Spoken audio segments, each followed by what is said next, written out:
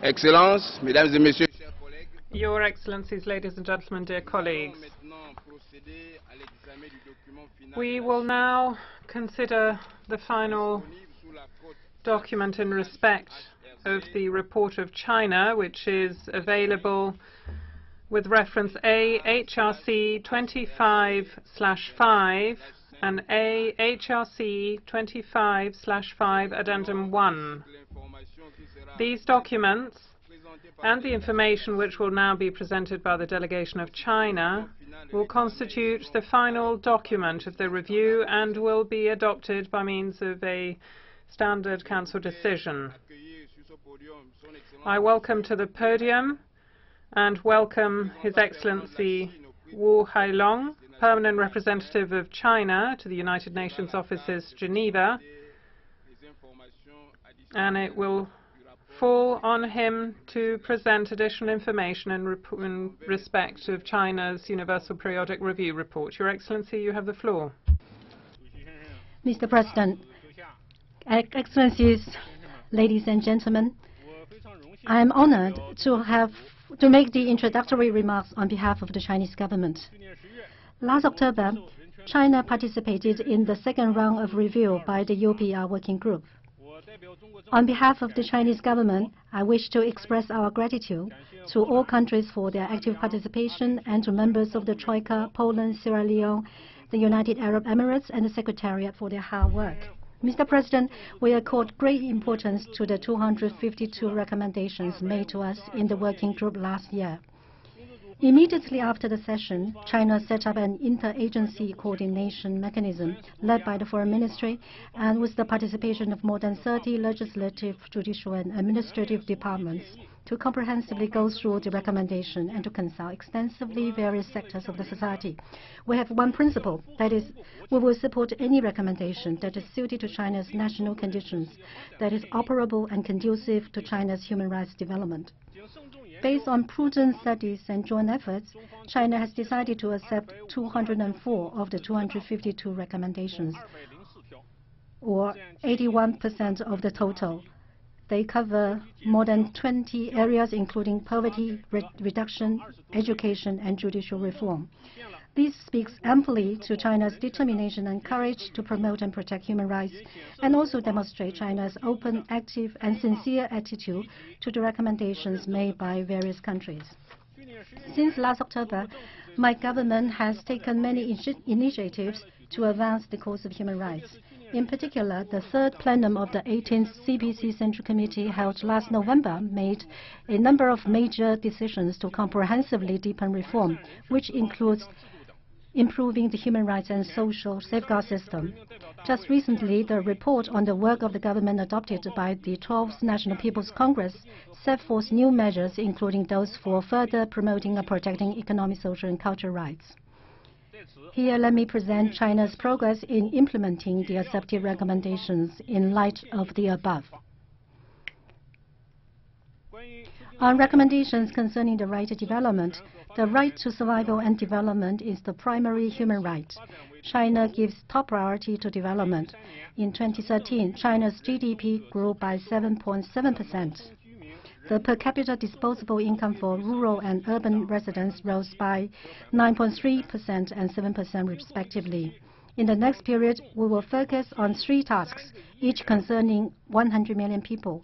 1, to grant urban residency to 100 million rural migrants. 2, to improve living conditions for 100 million urban residents who are living in the substandard housing. 3, to design and implement urbanization projects for 100 million rural population in the central and western regions. Greater efforts will also be made in other social sectors to properly ensure and improve people's well-being through coordinated efforts. On the recommendations concerning National Human Rights Action Plan, China is one of the few countries that has formulated 2 successive action plans. The current one, 2012-2015, is more extensive and richer in content than the previous one. It contains a series of mandatory targets with an additional section on implementation and supervision, which provides a joint meeting mechanism is responsible for implementation, supervision, and evaluation. To the general public, the plan is a tangible list of rights, and the plan is being actively implemented and is under effective supervision of the National People's Congress and other institutions. A midterm evaluation has got underway. On recommendation relating poverty alleviation, my government has devoted tremendous human and financial resources to poverty alleviation. We are one of the first countries to reach the MDG poverty reduction goal. In 2013, China's rural areas has seen a reduction of 16.5 million in poor population. This year, my government will continue the fight against poverty. Our target is to lift another 10 million or more rural people out of poverty. On recommendation concerning social security system, my government has made tremendous efforts to address old age support, healthcare, and other issues of concern to the Chinese public. Last year, a basic medical insurance system had already covered the whole population. In February this year, the State Council decided to integrate old age insurance system for rural and urban residents into a unified basic old age insurance system for both rural and urban non-working residents.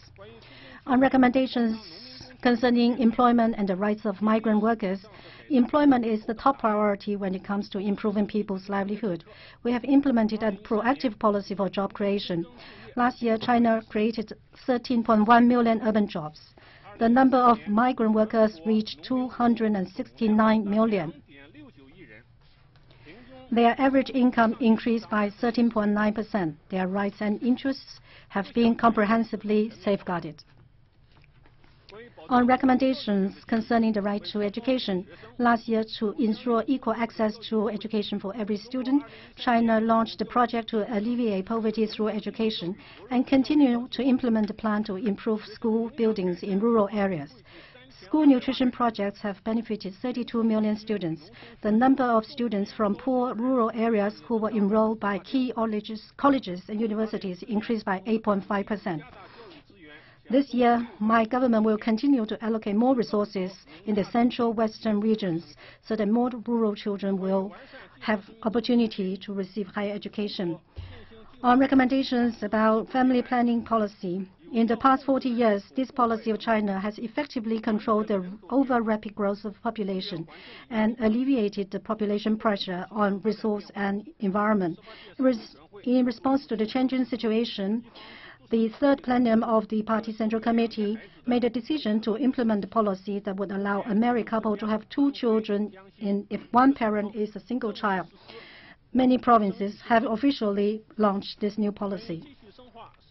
On recommendation about the judicial reform, the third plenum of the CPC Central Committee decided to further enhance the rule of law, requiring judicial and prosecutorial powers to be exercised fairly and independently according to law. Physical punishment, abuse, extortive conversion by torture are prohibited. The principle of ruling out illegal evidence will be strictly implemented. These measures will serve to improve the judicial operation mechanism, will clearly define rights and responsibilities. On recommendations to abolish the system of re-education through labor, this system was practiced in China for over 50 years. It used to play a positive role in maintaining public security and in re-educating and reforming lawbreakers. However, its role has gradually been replaced as China's legal system improves. Last year, the National People's Congress adopted a decision to officially abolish the system. On the recommendation for ensuring the freedom of Internet and the freedom of expression, China has more Internet users than any other country in the world. Our Internet prevalence rate is higher than the global average. By the end of 2013, the number of Chinese citizens reached 618 million. The government always attaches importance to safeguarding citizens' rights to be informed, to participate, to be heard, and to oversee in accordance with law, promoting open and free flow of information on the Internet. The Internet has become an important platform for the people to participate in political matters and discussions, to exchange ideas, and to acquire knowledge. On the recommendation for ensuring freedom of religious belief, China has more than 5,500 religious organizations, almost 1,000 religious colleges, and 140,000 sites for religious activities. Religions in China have developed in a sound manner. Teaching activities have been going on in a well-organized way, and the religious culture has been passed on in a healthy manner. The religious community is enjoying solidarity and stability, and citizens' freedom of religious belief is guaranteed. My government will continue promoting harmonious religious relations, enable the religious community and community followers to play a positive role in advancing economic and social development. On the recommendation for enhancing protection for the rights of ethnic minorities, China is a unified, multi-ethnic country with all ethnic groups as equal members of our nation. We follow the system of regional ethnic autonomy. The positions of chairmen of autonomous regions and the prefects of autonomous prefectures are held by people of ethnic group that exercise regional autonomy in the area. All ethnic minorities groups are represented at the National People's Congress and the Chinese People's Political Consultative Conference. Minority areas enjoy preferential policies, including fiscal and tax benefits, added credits for minority students taking high school or university entrance exams, among others. In 2013, 3.69 billion yuan was allocated for development of ethnic minorities, up by 30% over the previous year. On the recommendation for closer cooperation with OHCHR and the special procedures, during our review last year, I announced a series of measures in this area. In December last year, China received the working group on issue of discrimination against women in law and practice, and the visit yielded positive results. We will arrange for the special rapporteur on the right to health, the special rapporteur on safe drinking water, and independent expert on foreign debt to visit China at a time of convenience for both sides. We are communicating with the OHCHR on further cooperation. Mr. President, in our replies to other countries' recommendations, we did not accept some recommendations made by a small number of countries, mainly for the following reasons. First, some recommendations can be taken as directions for China to work along, but they are not practicable at the current stage. For instance, some countries suggested that China should ratify the International Covenant on Civil and Political Rights or set a timetable for this purpose. Since signing the covenant, China has made active preparation for ratification by steadily yet prudently advancing administrative and judicial reform. Chinese legislative bodies will determine the speed of ratification depending on the maturity of domestic conditions. Secondly, some recommendations are at odds with China's realities and therefore are not ready for implementation. For instance, some countries suggested that China should immediately abolish or suspend the use of death penalty. Countries are divided on whether or not death penalty should be abolished.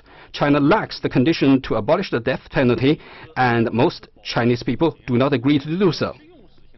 Therefore, we practice the policy of retaining the death penalty, but strictly controlling and prudently applying it. We have begun from economic and non-violent crimes to reduce the number of crimes subject to death penalty in a step-by-step manner. Thirdly, a small number of countries have brought up recommendations that are inconsistent with facts. China is firmly against this. For instance, some countries said China should abolish arbitrary and extrajudicial detention and stop harassing human rights activists. There is no arbitrary or extrajudicial detention in China, nor has anybody protecting human rights within the framework of law has been harassed. Recommendations of this kind simply do not comply with facts. Mr. President, the Hong Kong Special Administrative Region and Macau Special Administrative Region continue to protect the rights of their residents in accordance with law. The Chief Executive of Hong Kong SAR in January this year made a policy address with the theme Support the Needy, Let Youth Flourish, Unleash Hong Kong's Potential. The policy address introduced a series of measures to further assist disadvantaged people in the society, to care for and support low-income persons, the elderly, ethnic minorities, people with disabilities, students with special educational needs, etc. The Hong Kong government will continue to protect human rights and freedom in Hong Kong in accordance with basic law and relevant legislations, and continue applying applicable international human rights treaties and submit reports to the treaty bodies through existing mechanisms. The government of Macau SAR is committed to the construction of 4 major administrative mechanisms with long effects in the fields of social security, education, medical care and housing, to the consolidation of building of the system, to the enhancement of investment resources, especially to strengthening the protection of elderly, children, disabled, disadvantaged groups, and to effective improvement of people's livelihood. It will enhance construction of clean administration, handling of complaints regarding residents' fundamental rights through a special working group, and a review of current laws and regulations, particularly the circumstances that affect an individual's rights, freedoms, protection, and legitimate rights so as to maintain social justice. It will continue its efforts to protect human rights and safeguard the rule of law to guarantee the establishment of harmonious, integrated, and multicultural society.